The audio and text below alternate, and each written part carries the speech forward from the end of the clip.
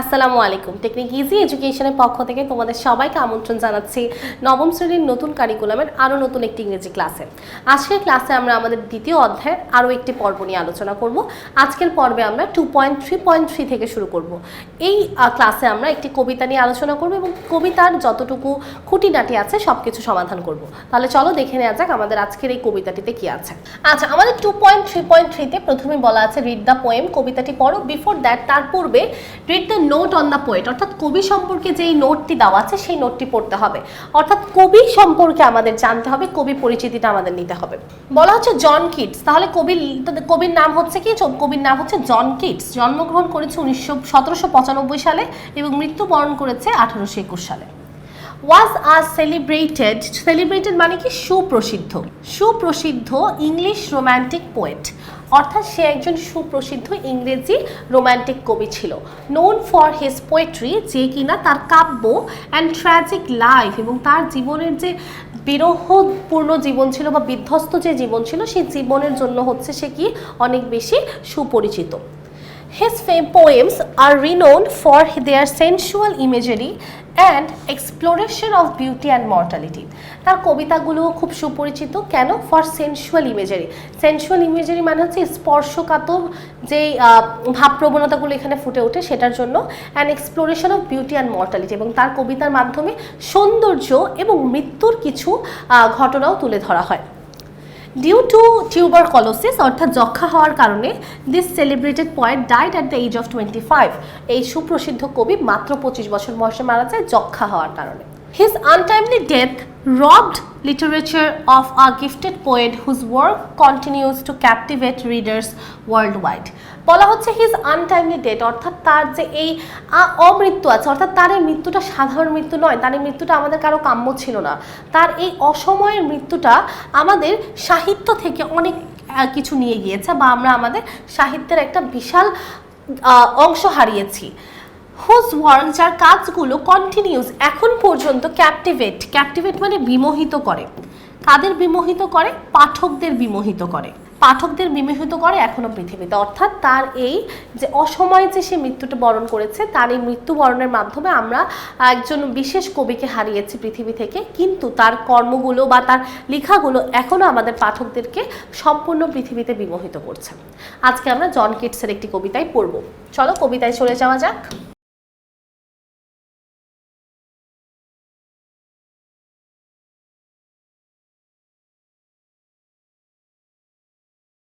আচ্ছা, আমাদের কবিতাটির নাম হচ্ছে on the grasshopper and cricket.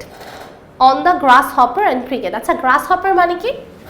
Glass hopper শব্দের অর্থ হচ্ছে, এবং ক্রিকেট অর্থ হচ্ছে ঝিঝি পোকা। তাহলে ঘাসফড়িং কি? ঘাসফড়িং হচ্ছে গ্রাস হপার, আর ক্রিকেট হচ্ছে ঝিঝি পোকা। তাহলে এখানে কি দাঁড়াচ্ছে দেখো, on the grasshopper and cricket.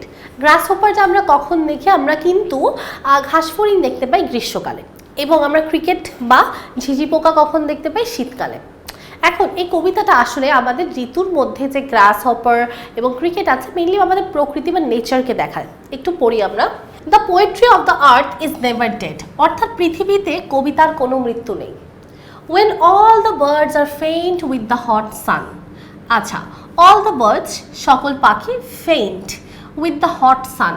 Hot sun বলতে বোঝাচ্ছে রোদের তীব্র প্রখরতা বা সূর্যের তীব্র প্রখরতায় যখন সবগুলো পাখি ফেইন্ট বা তাদের জ্ঞান হারিয়ে ফেলে। ফেইন্ট মানে দুর্বল হওয়া, জ্ঞান হারিয়ে ফেলা, এটাই বোঝায়। তাহলে এখানে অর্থ দাঁড়াচ্ছে যে যখন সূর্যের তীব্র প্রখরতায় বা যখন সূর্যের তীব্র তাপে পাখিগুলো তাদের জ্ঞান হারিয়ে ফেলে বা অজ্ঞান হয়ে যায়, and hide in the cooling trees, এবং কি করে? এবং সেই পাখিগুলো লুকিয়ে যায় কুলিং ট্রিজ বা শীতল গাছের নিচে। তখনই a voice will run from hedge to hedge about the new mown mead. A voice will run, তখনই একটি আওয়াজ ভেসে আসে। ফ্রম হেজ টু হেজ, প্রান্ত থেকে প্রান্তে, অর্থাৎ এক প্রান্ত থেকে আরেক প্রান্তে একটি আওয়াজ শোনা যায়। About the new mown mead, আওয়াজগুলো কোথা থেকে আসে? দেখো, নতুন সদ্য কেটে রাখা সবুজ ঝোপের মাঝে থেকে, সদ্য কেটে রাখা সবুজ ঝোপের মাঝে থেকে একটা আওয়াজ আসে।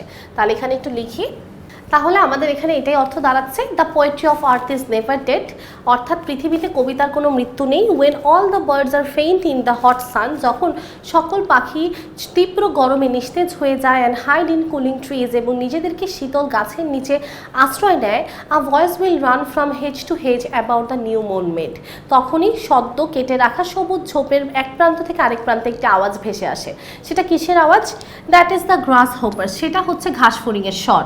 হি takes the lead in summer luxury he has never done with his delights for when tired out with fun. আচ্ছা, বলা হচ্ছে কি দেখো, সেই আওয়াজটা হচ্ছে ঘাসফড়িংয়ের আওয়াজ। হি টেক্স দ্য লিড, সে এগিয়ে আসে। হি টেক্স দ্য লিড, লিড মানে কি? এটা দিয়ে বোঝাচ্ছে এগিয়ে আসা, ঘাসফড়িং এগিয়ে আসে। In summer luxury he has never done with his delights, অর্থাৎ he takes lead in summer luxury, অর্থাৎ সে এগিয়ে আসে কখন? গ্রীষ্মের বিলাসবহুল সময়, বা গ্রীষ্মের যে বিলাসবহুলতা আছে সেই সময় সে এগিয়ে আসে। He has never done with his delights, তার আমোদ প্রমোদ কখনোই শেষ হয় না। ডিলাইটস বলতে আমোদ প্রমোদ বোঝাচ্ছে, তার আমোদ প্রমোদ কখনোই শেষ হয় না, তার আমোদ প্রমোদ কখনোই শেষ হয় না। For when tired out of fun, কিন্তু যখন সে কি হয়ে যায়? যখন সে আনন্দ করতে করতে ক্লান্ত হয়ে যায়। He rest at ease beneath some pleasant weed, তখন সে কিছু আগাছার নিচে বসে কি করে? রেস্ট বা আরাম করে, বিশ্রাম করে। উইট মানে হচ্ছে আগাছা। তাহলে এখানে অর্থ এটাই দাঁড়াচ্ছে। আর বিনিথ মানে কি? বিনিথ মানে হচ্ছে নিচে, বিনিথ মানে হচ্ছে নিচে। এখানে অর্থ এটাই দাঁড়াচ্ছে যে একটা আওয়াজ যে ভেসে আসে, সেটা কার আওয়াজ? সেটা হচ্ছে ঘাসফড়িংয়ের আওয়াজ। এবং ঘাসফড়িংয়ের আওয়াজটা কি করছে? ঘাসফড়িংয়ের আওয়াজটা যখন এগিয়ে আসছে তখন সে হচ্ছে কি করে? এটা হচ্ছে গ্রীষ্মকালে ঘাসফড়িংয়ের আওয়াজটা আসে। He has never done with his delights, তার আমোদ প্রমোদ কখনই শেষ হয় না। For when tired out with fun he rest at the ease beneath some pleasant weed, সে তখন কি করে? তখন কিছু শান্তিপূর্ণভাবে আগাছার নিচে সে কি করে? একটু বিশ্রাম নেয়। ঠিক আছে, তখন সে কি করে? আগাছার নিচে বিশ্রাম নেয় যখন সে ক্লান্ত হয়ে যায়। বলা হচ্ছে the poetry of earth is seizing never, অর্থাৎ এই যে আমাদের পোয়েট্রি বা কবিতা আছে, কবিতায় পৃথিবীতে কোনো অন্ত নেই। সিজিং নেভার অর্থাৎ এর কি কোনো অন্ত নেই, কখনো কি হবে না, কখনো শেষ হবার নয়। আচ্ছা, on a lone winter evening, একটি একাকী শীতের সন্ধ্যায়, when the frost has wrought a silence. আচ্ছা, when the frost has wrought a silence, frost মানে কি? ফ্রস্ট মানে হচ্ছে তুষারপাত, অর্থাৎ যখন তুষারপাত হয় এবং একটা সাইলেন্স বা নিস্তব্ধতা নেমে আসে, যখন সম্পূর্ণ পরিবেশটা কি হয়ে যায়? নিস্তব্ধ হয়ে যায়। এক শীতের সন্ধ্যায় একাকী যখন তুষারপাত হয় এবং সব কিছু নিস্তব্ধ হয়ে যায়, from the stove there shrills the cricket song, অর্থাৎ from the stove there shrills. Stove মানে কি? স্টোভ মানে হচ্ছে চুল্লি বা চুলা। স্টোভ মানে কি? স্টোভ মানে হচ্ছে চুল্লি বা চুলা। একটু লিখে দিচ্ছি আমি, দেখো, চুল্লি। আচ্ছা, দেয়ার শ্রিলস, শ্রিল মানে কি? শ্রিল মানে হচ্ছে তীক্ষ্ণ বা কর্কশ আওয়াজ। ঠিক আছে, তীক্ষ্ণ বা কর্কশ আওয়াজ, অর্থাৎ এখানে এটাই অর্থ দাঁড়াচ্ছে from the stove there shrills the cricket song, অর্থাৎ ওই যে যেখানে হচ্ছে স্টোভ চুল্লি থেকে কর্কশ আওয়াজ আসছে। কিসের কর্কশ আওয়াজ? Cricket song. এটা হচ্ছে সেই ঝিঝি পোকার গান।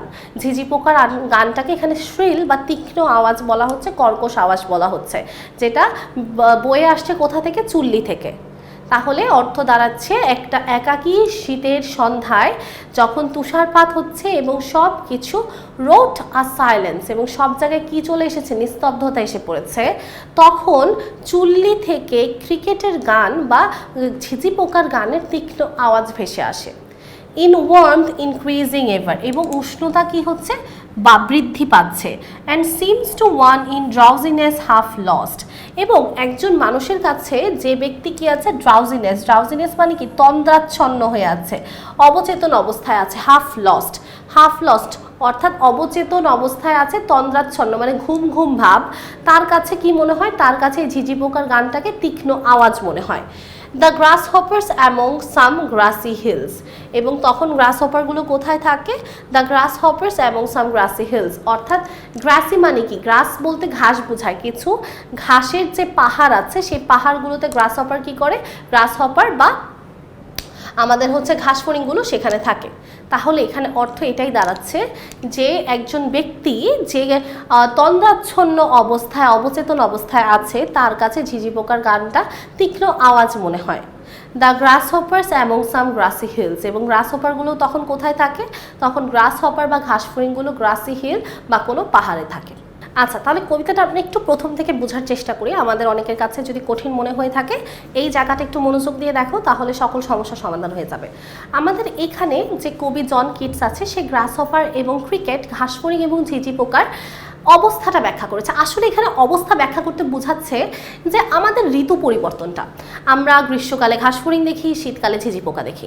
এবং সর্বপ্রথম যে লাইন কবিতার বলা হচ্ছে the poetry of the earth is never dead, অর্থাৎ ঋতু যেটাই আসবে, ঋতুর পর ঋতু চেঞ্জ হবে, বছরের পর বছর চেঞ্জ হবে, বাট পোয়েট্রি কবিতা তার জায়গায় থাকবে, কবিতা কখনো পরিবর্তন হবে না। বা কবিতা প্রত্যেকটা সিজনেই কিন্তু কবিতা আছে, বা তোমার সব জায়গায় জীবনের কবিতা আছে, অর্থাৎ কবিতার কখনো মৃত্যু হয় না।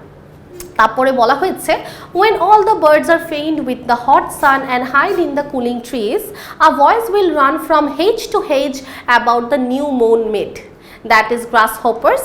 He takes the lead in summer luxury he has never done with his delights, for when tired out of the fun he rests at ease beneath some pleasant weed.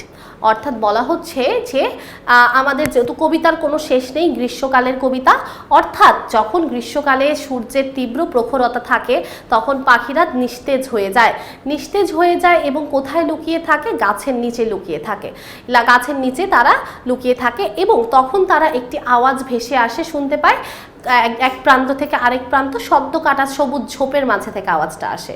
সেটা কার আওয়াজ? গ্রাস হোপার বা ঘাসফড়িংয়ের আওয়াজ এগিয়ে আসে।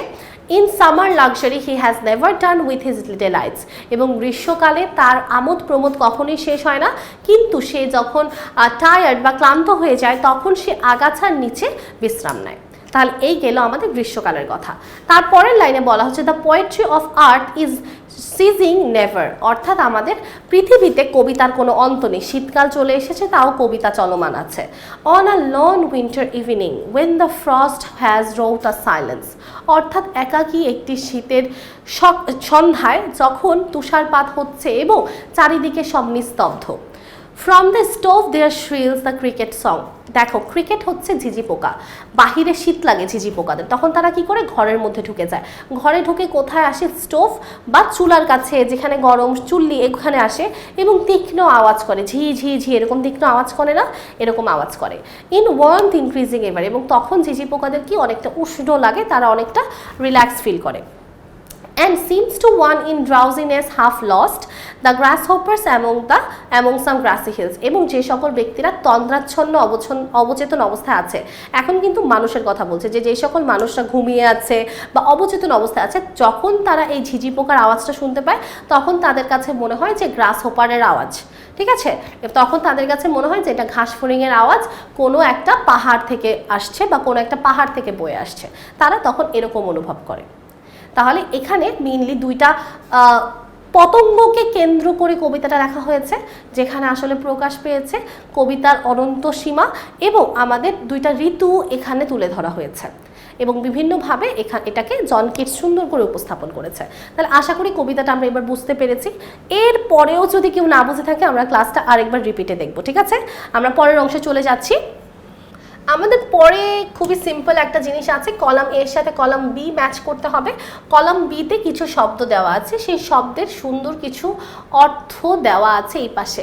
কবিতাটির দলে আবার পড়ো, এবং এই কলামে দেওয়া যে ধ্বনিকল্প আছে, ধ্বনিকল্প মানে অডিটরি ইমেজ আছে, কি আছে? অডিটরি ইমেজ বা ধ্বনিকল্প, সাউন্ড ইমেজেস গুলোর সঙ্গে বি কলামে দেওয়া বর্ণনা মিল করো। আচ্ছা ঠিক আছে, আসো আমরা তাহলে বর্ণনাগুলো একটু মিল করার চেষ্টা করি। বলা হচ্ছে a voice will run from hedge to hedge about the new moon made, অর্থাৎ একটা আওয়াজ ভেসে আসছে নিউ মুন মেড, সদ্য কেটে রাখা সবুজ ঝোপের এক প্রান্ত থেকে আরেক প্রান্তে একটা আওয়াজ ভেসে আসছে। এটা দিয়ে কি বোঝায়? This line suggests the sound of a voice traveling from one hedge to another. The lines have created an auditory image of movement and communication. এই লাইনটা দিয়ে আমরা কি বুঝতে পারছি যে কোনো একটা কিছু মুভমেন্ট হচ্ছে, কোনো একটা কিছু এই পাশ থেকে ওই পাশে উড়ে উড়ে যাচ্ছে এবং তার একটা আওয়াজ আসছে, তাই না?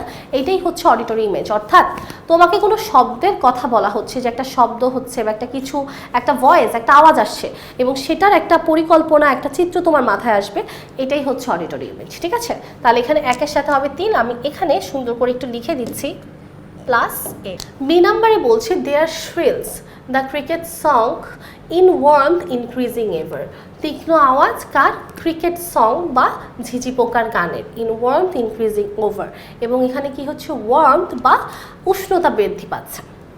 দেখো বলা হচ্ছে the word shrills and the mention of the cricket song evoke the auditory experience of the sound.